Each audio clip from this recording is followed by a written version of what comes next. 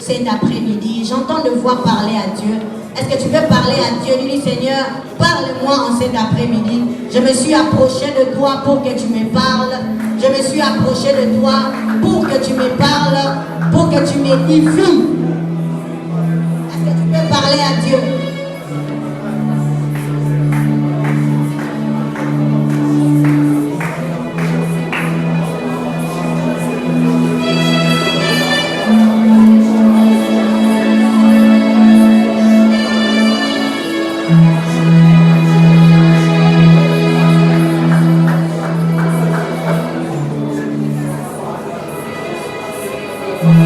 Seigneur, merci.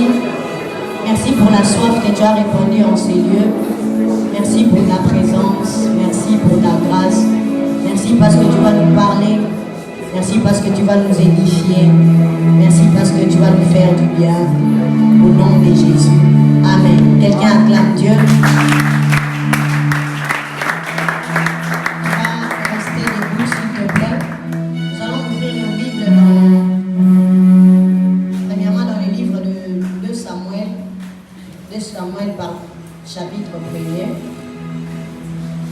Samuel chapitre 1 à partir du verset 21. 2 Samuel chapitre 1er à partir du verset 21. Quelqu'un a trouvé? Quelqu'un qui trouve dit Amen. Vous en m'avez dit Amen.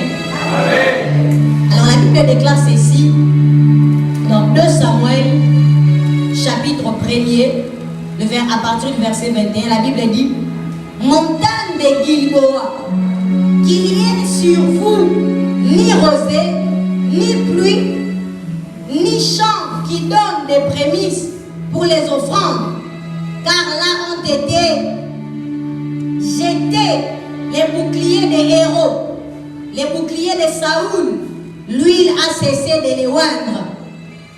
Verset 22. Devant les sangs des blessés, la graisse la graisse des plus vaillants, l'arc de Jonathan n'a jamais reculé. Et l'épée de Saül ne retournait point à vide. Saül et Jonathan, aimables et chéris pendant leur vie, n'ont pas été séparés dans leur mort. Mais ils sont morts quand même. Ils étaient plus légers que les aigles. Ils étaient plus forts que les lions. Filles d'Israël, pleurez sur Saül. Vous qui pleurez sur Saül, qui vous revêtez magnifiquement des cramoisis, qui mettez des ornements sur vos habits. Comment les héros sont-ils tombés au milieu du combat? Comment Jonathan a-t-il succombé sur tes collines? Je suis dans la douleur à cause de toi, Jonathan, mon frère. Tu faisais mon plaisir, tu faisais tout mon plaisir. Ton amour pour moi était admirable, au-dessus de l'amour des femmes. Comment les héros sont-ils tombés? Comment leurs armes sont-elles perdues? Nous allons dans notre deuxième texte. Nous allons lire 2 Rois, chapitre 13, à partir du verset 14. 2 Rois, chapitre 13, à partir du verset 14. La Bible déclare: Élisée était atteint de la maladie dont il mourut. Et Josias, roi d'Israël, descendit vers lui. Il pleura sur son visage et dit: mon père, char d'Israël et sa cavalerie. Élisée lui dit: prends un arc et des flèches. Et il prit un arc et des flèches. Puis Élisée dit au roi d'Israël: tends l'arc avec ta main. Et quand il l'eut bandé de sa main, Élisée mit ses mains sur les mains du roi. Et il dit: ouvre la fenêtre à l'Orient. Et il ouvrit. Élisée dit: tire. Et il tira. Élisée dit: c'est une flèche de délivrance de la part de l'Éternel. Une flèche de délivrance contre les Syriens. Tu battras les Syriens à Aphek jusqu'à leur extermination. Verset 18. Élisée dit encore: prends les flèches. Et il les prit. Élisée dit au roi d'Israël: frappe contre terre. Et il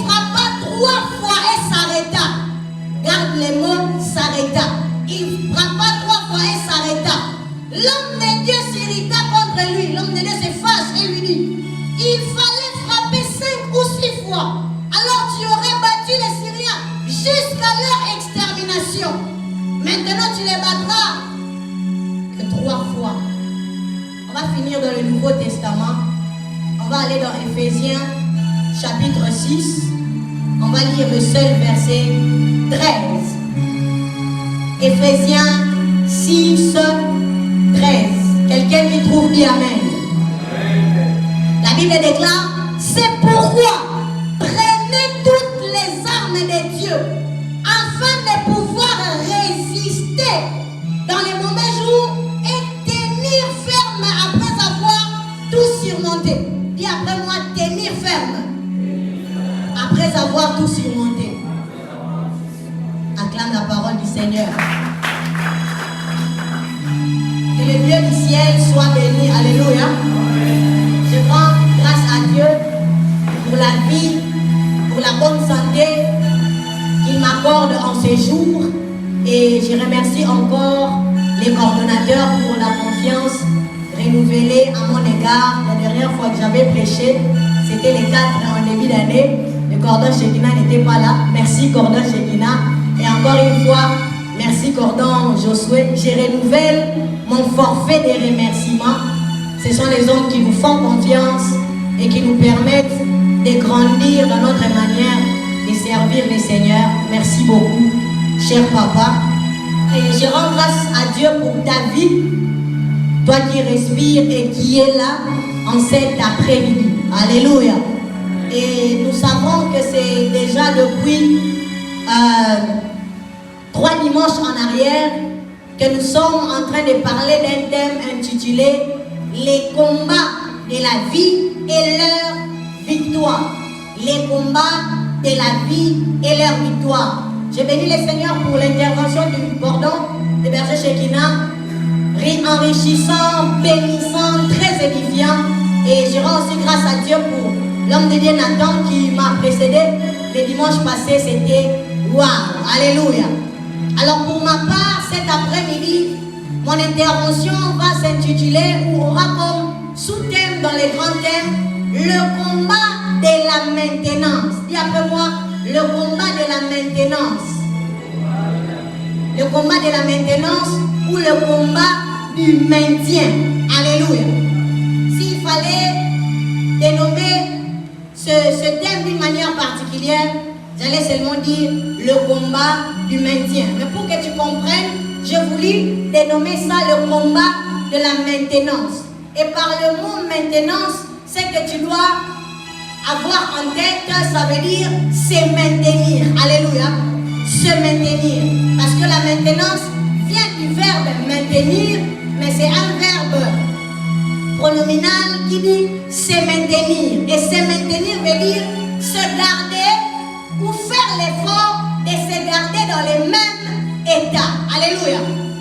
Alléluia. Alléluia. Donc je disais la maintenance fait référence au combat du maintien. Donc au fait de se maintenir. Se maintenir veut dire garder soi-même le même état. Alléluia. Bien-aimé, dans la vie, le plus grand et le premier combat de l'homme, c'est le combat de se maintenir.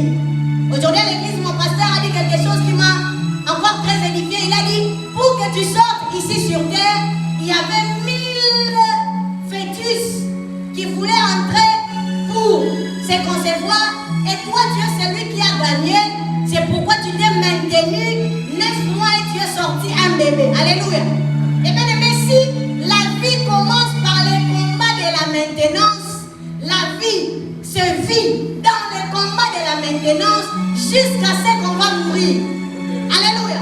Alors le but de l'homme, depuis qu'il respire en premier lieu, c'est pouvoir se maintenir en vie. Amen. C'est pourquoi quand on est malade, nous allons à l'hôpital pour qu'on ne meure pas. Alléluia.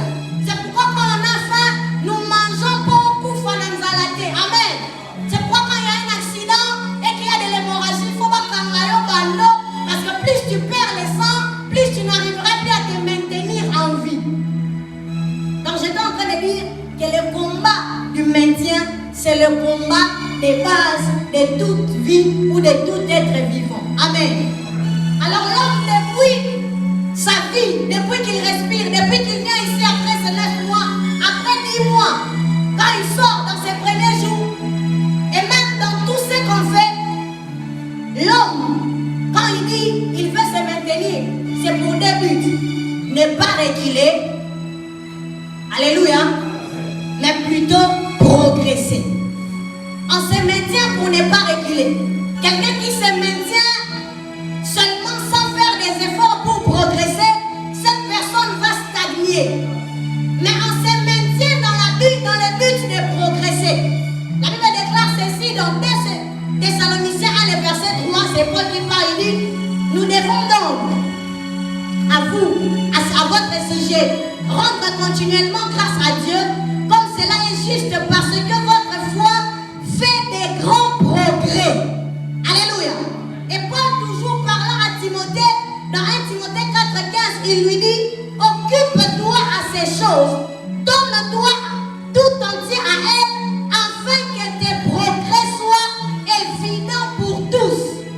Alors, bien aimé, réussir dans la vie est simple. Pour réussir dans la vie, pour vaincre les combats de la vie, il faut se battre à se maintenir dans l'état où on est, mais en se maintenant, il faut faire les efforts pour progresser.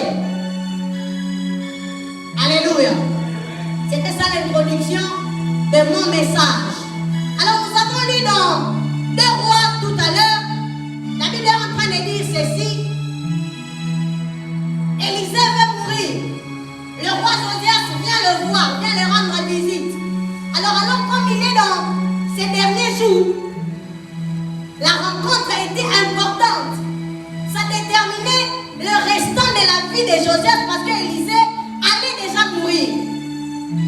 Alors voici comment est-ce que Élisée entraîne Josias par rapport aux batailles futures. Il lui dit, roi, cher roi, toi qui es appelé à livrer des combats, toi qui es appelé à affronter tous les jours des batailles. Alors dans notre dernier contact, j'aimerais que tu poses des gestes prophétiques qui feront référence au sort de tous tes combats que tu auras à faire face après moi. Alléluia. Et Élisée dit à Josias, prends-la. En premier lieu, il lui montre comment faire. Il tire des flèches. Il lui dit que plus tu seras en train de tirer avec ces flèches, ça va déterminer le nombre de batailles ou le nombre de victoires que tu vas enregistrer. Il lui dit, ok, alors je t'ai fait entraîner. Cette fois-ci, il faut que toi-même, cher roi, que tu sois en train de tirer. Alors le roi fait quoi? Il prend les flèches, il tire. Mais la Bible déclare qu'il tira 3 fois et il s'arrêta. Bien-aimé, on te dit que ces gestes prophétiques que tu es en train de faire déterminera les restants de ta vie. Et tu poses ces gestes-là que 3 fois. Cela veut dire que le roi n'avait pas le but de la persévérance. Il n'avait pas en tête la pensée de la persévérance. Alléluia. Formalité. Et bien aimé, il ne savait pas que tous les combats de sa vie s'est joué par ces gestes prophétiques-là. Alors il se peut que pendant que je ne vais pas citer les combats du mariage. Je ne vais pas citer les combats de comment devenir millionnaire. Je ne vais pas citer comment il faut ça la poye mais dans ma il faut que tu sois à même de localiser tout ce qu'il faut dans ce que je serai en train de dire dans le combat et la maintenance. Alors quand il ne tire que 3 fois, les prophètes se fâchent, il dit il fallait tirer jusqu'à l'extermination. En d'autres termes, il fallait que tu continues à tirer jusqu'à ce que les flèches finissent. Alléluia. Le combat de la maintenance. Alors bien aimé, comprenons que dans la vie, dans tous les combats qui se présenteront, il ne faut pas bien commencer. Il ne faut pas bien se comporter au début. Il ne faut pas donner le meilleur seulement au début.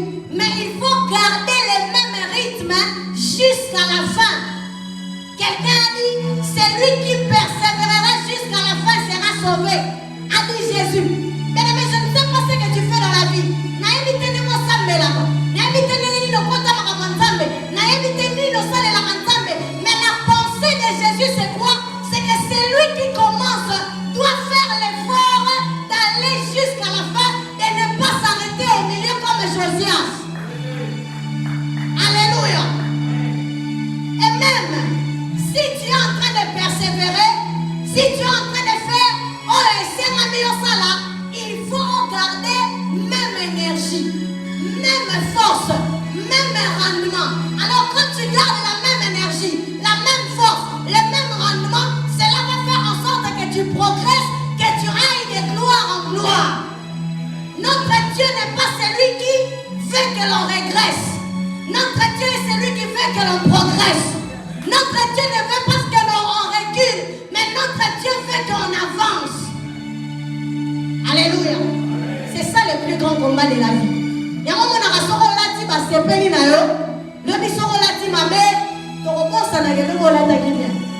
Il faut soit on l'a ta fesse, soit on l'a ta oyo.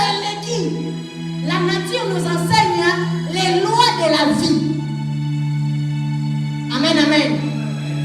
Et dans les combats du maintien, je vais parler des 3 types de combats. Et ce sont les combats qui demandent toujours à ce qu'on se maintienne. Sinon on est mis à l'écart, sinon on sort perdant, comme Josias dans les bras d'Élisée. Amen, amen. Quelqu'un est prêt? Alors en premier lieu, nous allons voir le combat du succès. Dans les combats du maintien, le premier type de la bataille, de bataille plutôt à livrer pour se maintenir, c'est le combat du succès. La Bible déclare dans Ephésiens 6:13, c'est pourquoi prenez toutes les armes de Dieu, afin de pouvoir résister dans les mauvais jours et de tenir ferme après avoir tout surmonté. C'est là que commence le combat du succès. C'est qu'on peut avoir la vie dans. Tu as lutté contre les péchés, tu as lutté contre la rancune. Aussi, les gens ont déjà la boîte. Aussi, les gens ont déjà fait un mauvais entourage. Mais la Bible déclare, après avoir survécu ou tenu ferme dans les mauvais jours, il faut tenir encore ferme. Il se peut, dans la vie actuelle, tu es en train d'enregistrer des réussites. Tu as réussi à l'école, tu as réussi dans tes affaires, dans ton travail. Tu es même en train d'être le bon serviteur de Dieu à l'église. La personne qui est très responsable à la maison, à qui on peut confier des charges. Papa Dieu l'a l'applaudi à elle que moi je n'ai pas le sens de la responsabilité. Tu sais très bien vivre avec les gens, tu as le savoir vivre. Donc tu es en train de vivre en quelque sorte ce qu'on appelle le succès. Mais bien aimé, il y a un combat sous-entendu partout où il y a un succès enregistré. La Bible parle de Samson. Nous sommes dans Juge 16, le verset 20. Samson était celui sur qui reposait l'onction de la bataille. Celui qui pouvait faire rouler la maison en tenant juste ma poteau. Le succès était dans sa vie. L'onction était dans sa vie. Mais Samson, dans son succès, il a échoué l'examen de l'évaluation. Partout où quelqu'un est en train de vivre une saison de succès, une saison d'élévation, où les gens t'acclament, où on sait que ce ministère-là, il y a vraiment la parole, où on sait que dans ce ministère-là, les ouvriers sont vraiment sérieux, où on sait que la sœur, là, quand elle prie, elle est feu. Mais le combat du succès cache une bataille, ça s'appelle la bataille de l'évaluation. L'évaluation, c'est quoi? C'est le fait de rentrer en soi-même, s'examiner pendant que les gens sont en train de te célébrer et de t'acclamer. Pendant que les gens sont en train de te célébrer et de t'acclamer, ceux qui ont la capacité à faire puis à kotala, nini oyo nazosala ya malamu, nini oyo nazalaki kosala te nakomi kosala, puis nini oyo ekoki kosalaka malgré nyonso oyo nazali un jour nakota mpe na histoire bato bakosanaka. C'est ce que plusieurs oublient. Remarquez la classe. La première période, première de la classe, on met à 85%. Mais bizarrement, ils maintiennent ça difficilement.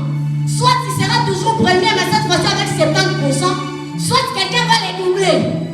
Parce qu'il ne s'était pas évalué. Il n'a pas fait l'inventaire de ses points forts et de ses points faibles. Qu'est-ce qui m'avait qualifié pour que j'atteigne ce cap-là? Qu'est-ce qui avait fait en sorte que les gens m'apprécient? Qu'est-ce qui avait fait que ma cote n'a pas matin? On ne change pas l'équipe qui gagne. Si hier tu avais gagné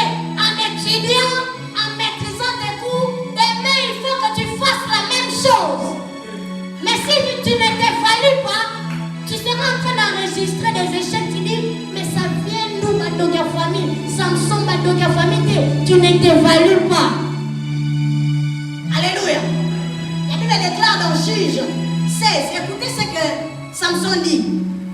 Et lui, elle dit alors, les Philistins sont sur toi, Samson. Et il s'éleva de son sommeil. Waouh. Et il dit, je m'en tirerai comme les autres fois, je me dégagerai. Il ne savait pas que l'Éternel s'était retiré de lui. Ça veut dire Samson dans son parcours avec Dieu, il n'avait pas de moment de réflexion. Il n'avait pas de moment d'auto-évaluation. Il n'avait pas de moment de remise en question.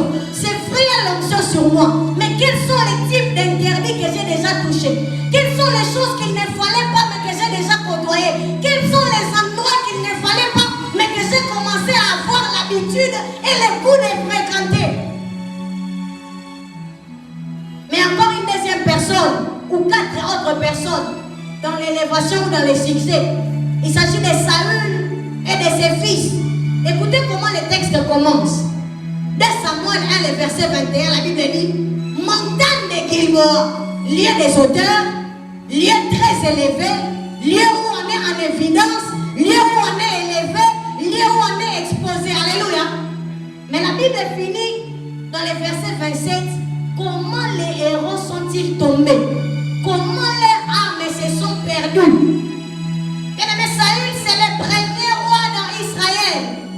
Saül est celui que l'Éternel a demandé au prophète Samuel, remplis ta corne d'huile et va le oindre. Alléluia. Non, là c'est David. Mais après qu'on ait oint David, je vais parler tout à l'heure, David est celui qu'on a rempli la corne d'huile et on est allé le oindre. Amen, amen. Mais David, après qu'on l'ait oint par les prophètes, à qui Dieu a dit, remplis ta corne d'huile et va, David, après qu'on ait versé sur lui l'onction royale, la Bible ne dit pas que David est allé chercher les trônes. La Bible déclare que David est rentré dans la bergerie derrière les brebis de son père. Bien aimé, ce qui t'a qualifié aujourd'hui, c'est ce qui te maintiendra demain et assurera ton succès à perpétuité. Mais après qu'on ait roi Saül et qu'il est devenu roi, qu'est-ce que le roi Saül a fait? Il a commencé à aller livrer des batailles sans rechercher la présence de Dieu, sans rechercher l'approbation de Dieu. Dans 1 Samuel 15 même, il est allé combattre. Dieu lui a dit, de vous par interdit, tout ce que tu vas trouver. La Bible déclare que qu'est-ce que Saül a fait? Ensuite, il a revenu sur les habiletés.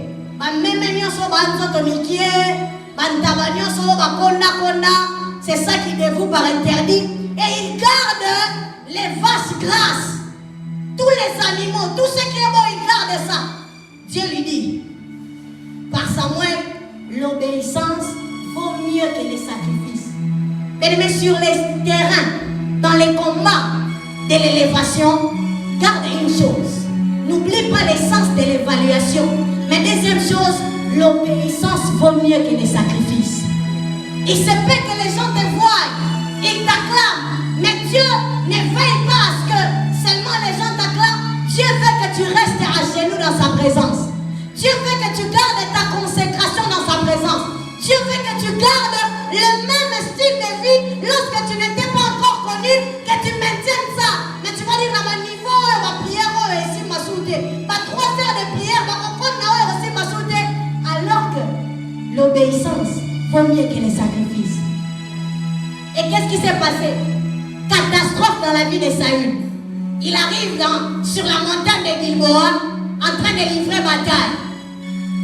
La Bible déclare qu'il a perdu, mais il était accompagné de ses fils. Ici, je suis en train de parler des personnes qui sont élevées, des personnes qui vivent des moments de succès. Mais dans ce moment de succès-là, ils commencent à compter sur leurs propres forces. Ils commencent à compter sur leurs propres méthodes. Ils commencent à porter le grade ou le titre plus que celui qui donne et celui qui assure là où ils sont arrivés. La Bible déclare que Dieu a rejeté Saül. Mais Saül n'est plus mon problème. La Bible déclare que les fils de Saül, comme on a lu tout à l'heure, Jonathan et les 2 fils, se sont attachés à leur père. Dans les moments d'élévation, Saül a perdu sa communion, a perdu. Il n'a pas maintenu sa relation avec le Seigneur. Mais bizarrement, Jonathan, qui a un avenir meilleur, qui a un plan, parce qu'il était déjà ami de David, il avait déjà un ami qui a une destinée royale. Au lieu de s'attacher à son ami qui a une destinée royale, il s'attache à son père qui est dans l'élévation, mais dont Dieu a déjà rejeté. Il se fait pour Jonathan qu'il n'était pas encore connu. Il se fait pour Jonathan qu'il n'était pas encore acclamé, il n'était pas encore célèbre. Mais il est mort avant même l'élévation. Il est mort avant même le succès parce qu'il s'était attaché à une personne que Dieu a élevée, mais cette personne n'a pas respecté les principes du maintien.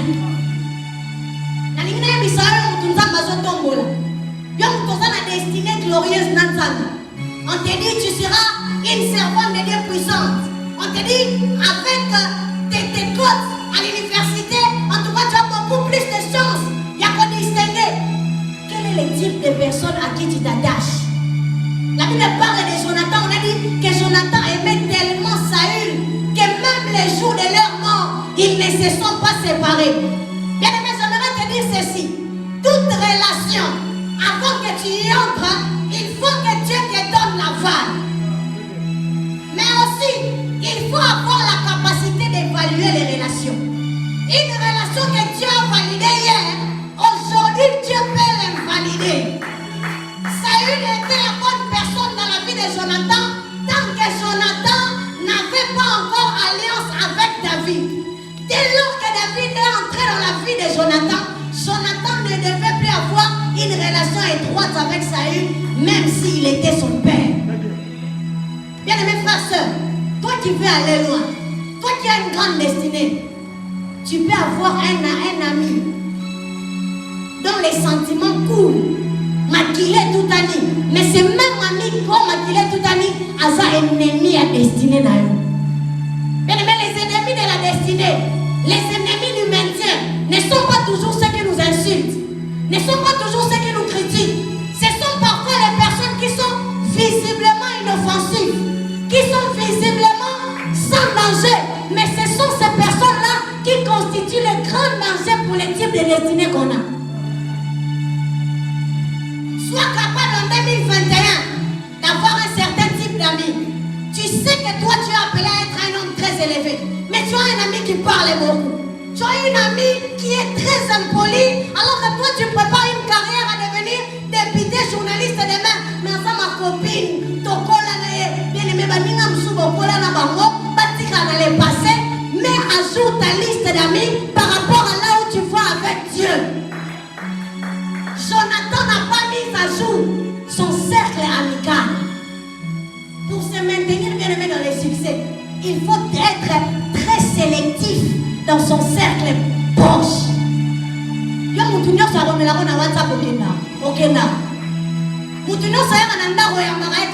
de ces personnes, ils restent sur Messenger, d'autres ils restent sur Facebook, d'autres n'arrivent même pas chez toi, d'autres ne connaissent même pas ton adresse. Et comme j'ai dit, il y a de ces relations que Dieu avait validées hier. Un encadreur, un mentor, parce que Saül était le père de Jonathan. Quelqu'un qui prenait la place importante, une personne qui devait respecter. Mais il y a des personnes qu'on doit respecter dans un temps.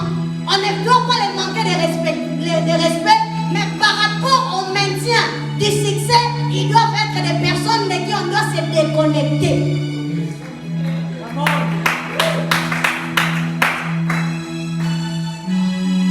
Deuxième type de combat dans les maintiens. Si c'était le premier combat, le combat du succès, il faut s'évaluer pour vaincre ce combat. Il faut être sélectif dans ses fréquentations. Alors dans ce prochain combat, qui est dénommé les combats des fausses attentes. Dis après moi, les combats des fausses attentes. La Bible déclare ceci dans Genèse 29, le verset 34. Ça parle de Léa. Elle devait encore enceinte et enfanta un fils. Et elle dit, pour cette fois mon mari s'attachera à moi, car je lui ai enfanté 3 fils. C'est pourquoi il donna le nom de Lévi. Verset 35. Elle devint encore enceinte et elle enfanta un fils. Et elle dit, cette fois-ci, je louerai l'Éternel. C'est pourquoi elle donna le nom de Judas. Elle cessa d'enfanter. C'est quoi les fausses attentes? Les fausses attentes sont les attentes qui viennent quand on veut une chose. Alléluia. Quand on veut une chose, pendant qu'il est prévu pour nous autre chose que celle qu'on attend. Les fausses attentes sont les désirs que nous avons, les ambitions que nous avons. Mais alors que nous les avons, il est prévu pour nous autre chose.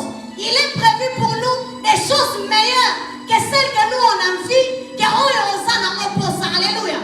La Bible déclare que Léa enfantait des enfants à son mari.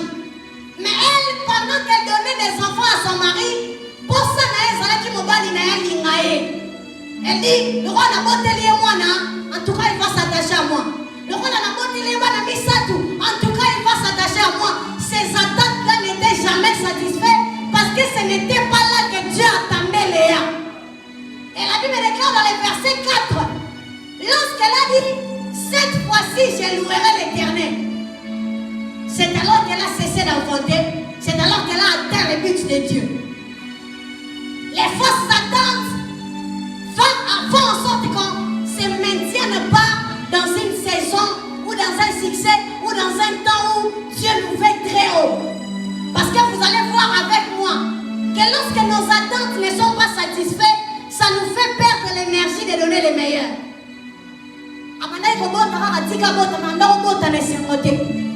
C'est comme quelqu'un, tu fais des efforts, tu vis peut-être avec un homme. Olatara kitoko, olobara kitoko, opesaka eba cadeau, mais la personne ne te promet jamais le mariage. Abetelo masolo Barcelone, abetelo masolo ya Waikiki, abetelo masolo pizza, mosolo wana ba bonté a boenzambe na ngai penza. Comment ça se fait que ces messieurs n'arrivent pas à se donner? Alléluia. C'est une fausse attente qui est créée par le fait de désirer ce que Dieu n'a pas prévu. Bien-aimé, toute belle fille, tout bel homme qui est disponible avec qui tu parles n'est pas toujours l'homme de ta destinée. Même si la personne est très gentille. Bien-aimé, il y a des hommes qui sont gentils et galants de par leur éducation. À Ofomelelo porte à Moutoukakandi, à Komelio tu es bien arrivé, Nathan à Komelio tu es bien réveillé. Toi, il y a déjà les attentes qui disent, l'homme là que j'avais rêvé, en tout cas c'est lui. C'est pourquoi vous allez voir, il y a difficulté de se maintenir dans les lieux de prière. Il y a difficulté de se maintenir dans des cercles qui devaient propulser nos destinées. Parce que tu es tombé dans les fausses attentes. Seulement parce que tu t'étais imaginé. Les hommes de Dieu ont des problèmes. Seulement parce que dans son innocence, dans son cœur de berger, il est là. Il prend soin de tes émotions. Il prend soin de ta vie secrète. Mais même plusieurs sœurs, permettez-moi de le dire, elles sont naïves. Bien-aimé, toute personne qui se disponibilise, qui peut appeler à 2 heures sur WhatsApp, ne veut pas dire que c'est celui-là qui va te pousser. Il y a des qui m'a ministère, des qui m'a département, des qui m'a église à cause de vos fausses attentes. Il se peut que dans ce ministère-là, tu étais la personne chez qui Dieu avait déposé la bombe d'explosion du réveil. Mais seulement parce qu'une fille a dit non, tes attentes ne sont pas satisfaites, tu ne te maintiens pas dans les terrains d'explosion de ta destinée. J'aimerais tout dire, la vie est une bagarre, la vie est un combat. Tous nos sentiments ne seront pas toujours satisfaits. Toutes nos attentes ne seront pas toujours satisfaites. Mais lorsque vous êtes des hommes de but et d'objectifs, sachez surmonter vos émotions. Elle a enfanté 3 fois. Son mari ne l'a pas aimé. Elle a dit cette fois-ci, l'enfant ne sera pas avec la raison de rechercher l'amour de mon mari, mais l'enfant cette fois-ci sera par le but de rendre la gloire à Dieu. Et ça dépend de na yo ndeko. Odi reste mobali na lingaki na asepela na nga sepenge na nga te. Obebisi suki, obebisi lateli. Obebisi langage, obebisi mutema. Bien-aimé, en termes de maintien, la chose la plus grande à ne pas laisser infecter par les fausses attentes, c'est le cœur. Où tu es devenu quelqu'un qui a de l'amertume, responsable du département, blessé par l'amour, ne sait plus causer avec les ouvriers. Ouvrier dans un département, blessé par ses émotions, par ses fausses attentes, ne sait plus collaborer avec ses supérieurs. Que Dieu nous délivre des fausses attentes. Mais il y a aussi des fausses attentes parmi les ouvriers dans l'œuvre de Dieu. Ou toi, quand tu es venu dans une œuvre, ou non, il y a l'immotion et sa chair. Pour ça, il faut que je prêche comme la servante de Dieu Naomi Farad. Il faut que moi aussi, quand j'irai là-bas, qu'on me cède le micro. Bien aimé, quand on ne va pas te donner ça, tu vas mourir. Alors qu'il faut que tu te maintiennes dans ces terrains-là qui doivent te donner de l'avancée, même par rapport à ta vie chrétienne. Les ouvriers quittent de ministère en ministère parce qu'ils n'ont pas la sagesse de se maintenir et se surpasser par rapport aux fausses attentes. Mais par rapport aux fausses attentes, la dernière chose avant que l'on clôture, c'est qu'il y a aussi des moments où tu donnes ton amour à quelqu'un, peut-être du même sexe, tu t'investis dans la relation, tu es présent, tu donnes les conseils, mais la personne te blesse, la personne te calomnie, la personne ne te rend pas proportionnellement à un sacrifice au salaire de la vie. Au foot, de l'air bon en classe, au assistant pour aller dans le moment de deuil, au salaire au salaire la coûte de ta famille. Mais par le fait que cette personne ne t'a pas payé une reconnaissance, tu as détruit ton cœur. La Bible déclare, ne vous laissez pas vaincre par les mal, mais surmonter les mal par les biens. Alors, bien aimé, pour être capable d'aimer, malgré l'ingratitude et les fausses attentes, il faut avoir la dimension d'opérer dans l'amour inconditionnel de Dieu. Ou bien aimé, si on peut moi, on va aller à cadeau. Et quand on dit, on appelle ça parce que c'est une créature ensemble. Ok, dans ma tête, on l'a mais ce n'est pas un problème. Il se peut qu'il n'avait pas le temps. Pour sortir des fausses attentes et des blessures inutiles, il faut s'élever au niveau d'aimer comme Dieu. Ou quand tu aimes, tu n'attends pas qu'on te fasse la même chose. Ou tu n'as pas forcément besoin que la personne soit animée des mêmes intentions en lui donnant ce que tu lui donnes. Dernier combat et puis nous allons prier. C'est le combat du bon sens. C'est maintenir dans le bon sens. La Bible déclare ceci dans Psaume 119, le verset 66. Enseigne-moi le bon sens et l'intelligence, car je crois à tes commandements. La Bible dit maintenant dans Proverbe 19, le verset 8. Celui qui acquiert du sens aime son âme. Celui qui garde l'intelligence trouve le bonheur. Je vais lire encore un dernier texte.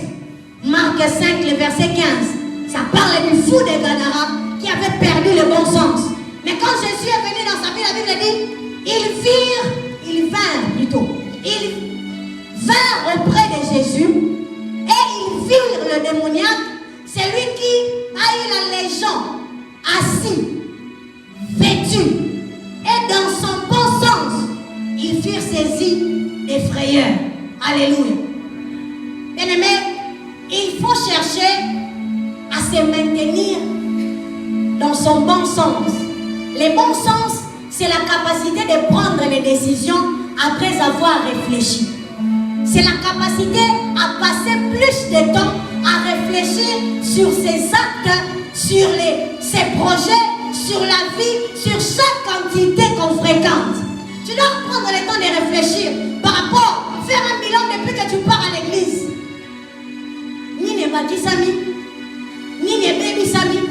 Depuis que tu fréquentes cette université-là, depuis que tu fréquentes ces lieux-là de travail, j'aime une chose. La Bible déclare ceci dans Ephésiens 5, le verset 17. La Bible déclare ceci. Ne vous conduisez pas comme des insensés, mais comme des sages. Bien-aimé, fréquenter l'église ne fait pas de toi forcément un sage. Fréquenter un ministère ne fait pas de toi forcément un sage. Mais c'est ta capacité, en fréquentant le ministère, à faire des modifications, des retraits et des ajouts dans ta vie qui fera de toi un sage. Et maintenant, beaucoup de personnes fréquentent les hommes de Dieu. Beaucoup de personnes fréquentent les lieux de prière. Beaucoup de personnes sont des proches, les protocoles proches, les fils proches, des prédicateurs. Mais ce sont ces personnes-là qui sont dépourvues du bon sens. Fréquenter un homme de Dieu n'attache pas son cerveau à ton cerveau. Fréquenter un homme de Dieu n'attache pas son onction à ton onction forcément. Fréquenter un lieu de prière où il y a du sérieux ne fait pas de toi automatiquement un homme sérieux. Mais en termes de bon sens, bien-aimé, nous sommes dans une génération où les ministères naissent comme s'il s'agissait de bébés à maman Yem. Mais dans ce même temps-là, les personnes deviennent de plus en plus insensées. Vous savez pourquoi? Parce qu'on ne considère pas les bons sens comme un combat. Tu as agi avec beaucoup de réflexion en entrant dans un département. Tu as agi avec beaucoup de réflexion en choisissant une église. Tu as agi avec beaucoup de réflexion en entrant dans une faculté. Mais tu seras la même personne pendant les heures de cours. Tu es en train de manger les spaghettis. L'insensé à l'université, ça arrive. Tu es entré dans cette église-là, dans le département d'intercession, pour mettre tes genoux à intercéder. Mais en raison du fait que certaines personnes, tu as mis à côté ton fardeau pour l'œuvre de Dieu. En finissant ma prédication ce soir, j'aimerais dire à quelqu'un, ne nous conduisons pas comme des insensés, mais comme des sages. Il faut se maintenir dans la sagesse. La sagesse, ce n'est pas rabababa tomber. La sagesse, ce n'est pas toujours l'effervescence quand on se rassemble. Les jeunes aiment beaucoup quand ça saute, quand c'est trop mouvementé. Ça ne permet pas de réfléchir. Des fois, il faut rester calme, réfléchir, prendre des décisions. C'est là maintenant qu'on est en retourne dans son bon sens. La Bible dit, rachetez le temps, car les jours sont mauvais. Ne vous conduisez pas comme des insensés, mais comme des sages. Prends le temps de réfléchir sur ta vie chrétienne. Ça fait 7 ans, ça fait 6 ans déjà. Mais est-ce que tu changes? Je vais parler à un ministère, à un ministre de Dieu, même ici à la Michel. La bonne chose, ce n'est pas commencer très haut, dans un haut standard comme Josias. Mais la bonne chose, c'est de tirer jusqu'à l'extermination. Ce n'est pas commencer avec beaucoup de sérieux. Ce n'est pas commencer à aller à l'église avec beaucoup de consécration, beaucoup de vie de prière, beaucoup de sérieux en termes de rassemblement. Mais le but de Dieu, c'est que nous soyons sages et que nous comprenions quelle est la volonté du Seigneur. Ce qui est bon, ce qui est agréable et parfait. En termes de bon sens, si tu es dans les bons et que tu es dans l'agréable, tu es insensé. En termes de bon sens, si tu es dans l'agréable et que tu es dans les très bons, tu es insensé. Alors cherche à voir dans les domaines de ta vie, dans ces combats de la maintenance, qui est de se maintenir et de progresser. Où est-ce que tu es? Qu'est-ce que tu fais? Avec qui tu le fais? Pourquoi tu le fais? Et quelle est la volonté du Seigneur? Que Dieu bénisse sa parole.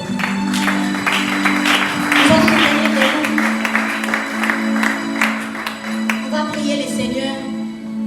On va chanter Nabel et Jésus. Pendant que tu es debout, j'aimerais que tu te mettes à t'évaluer, à réfléchir.